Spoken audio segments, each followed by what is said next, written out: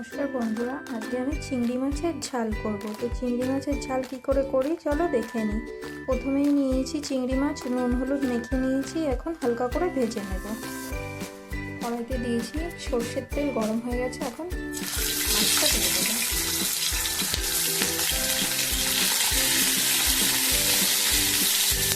হালকা করে ভেজে নেব।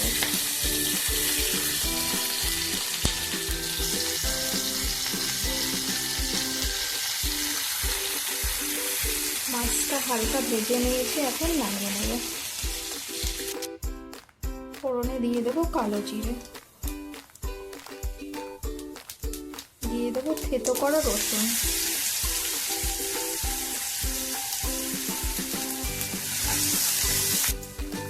দিয়ে দেবো টমেটো কুচি,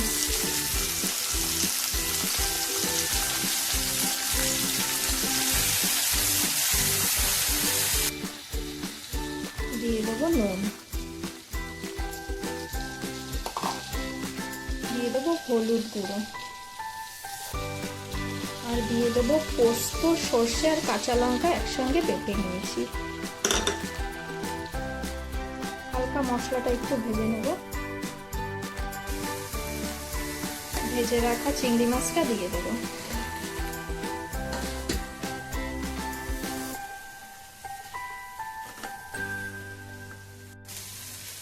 দিয়ে দেবো জল,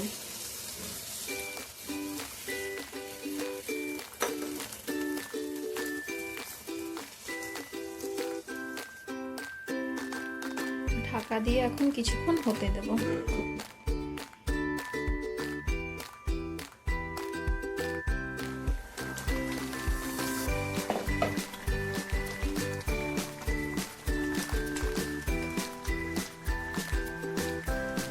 হয়ে গেছে, নামিয়ে নেব। নামানোর আগে একটু চেরা কাঁচা লঙ্কা দিয়ে দেবো।